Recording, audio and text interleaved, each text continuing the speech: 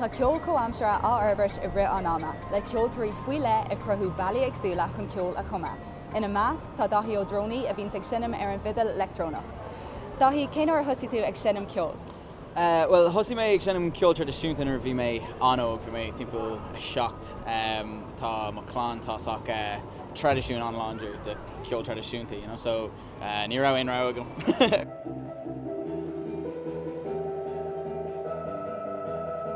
Bhí mé níos sin ar bhí mé timpeall tríé nuair mar sin, just dog mé an fiddle agus nuair chu mé go scoil thosaigh mé ag sinim ag sin ceol rock le bannaí ceol agus ruí mar sin. Agus sin ar chuí mé go oscail thosaigh mé déanamh ceol electrónach, so bhí trí áitina bhí mé déanamh bhéice. Agus cén chuí ar tháinig tú ar an tlí chun ceol comhamsara a hinnim? Yeah, tá sé soach meascán don trí písa, you know, bhí mé scoil cóna agus just cá mé má am ar fád ag scríomh ceol, agus bhí sin an áte, like a thosaigh mé ag scríomh ceol, agus bhí mé ag sinnam an dúrd guitar.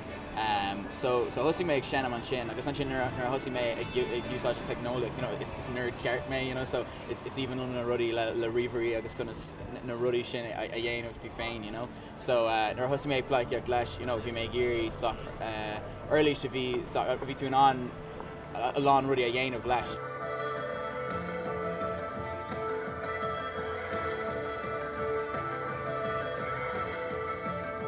Agus caithú roiint am ar an telefís ag go mórtas the All-Ireland Talent Show agus Must Be the Music. An round na chlár seo mar chabhar dat? Yeah, bhí sé an ceirc dom ceam. Yeah, like nuair thosaigh mé bhí mé anó, bhí mé timpeall update nuair mar sin, agus ní raibh mé ag sinnam os cuairdaoine roimh sin. So like ar dús just thug sé mór an ceirc dom just ag sinnam os cuairdaoine, you know, bhí sin an rud is tábhacht ag ar dús. Agus sin just harla sé go toban agus fáin tú roiint fógraíocht das, you know, agus ceam go bhfuil sin an rud is mó, you know, ach is é an rud is jackar faoi, you know, fáin tú fógraíocht ar feadh beidir leathlíonn agus an sin treéis sin just soach stoppin sé, you know, so cai tú é úsáid nuair tá sé gut agus an sin treéis sin just cai tú a thosaigh arís an dús.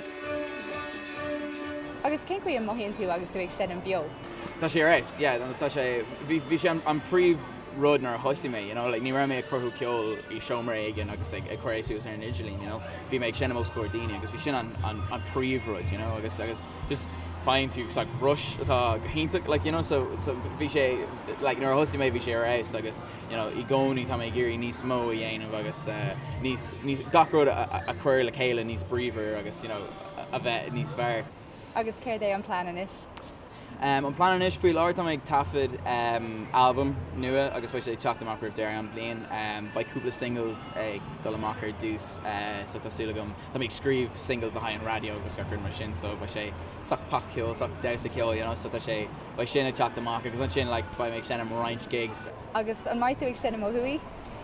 Yeah, ba méid sin mí bell first San Empire ceapan I gan cúpla bhí agus tá tú an rudí sin a fáil amach ar at Daithi Music ar Twitter agus Daithi Music ar Facebook so sé éasca. Íach gur mína mágad Daithi? Íach ar fad? Well, is cínse a ghfuil talent speisialta ag Daithi agus tar éis é ag eáil ag sin an bio ó caithfidh mé rá go bhfuil mé antócha lena cheol comhamsara.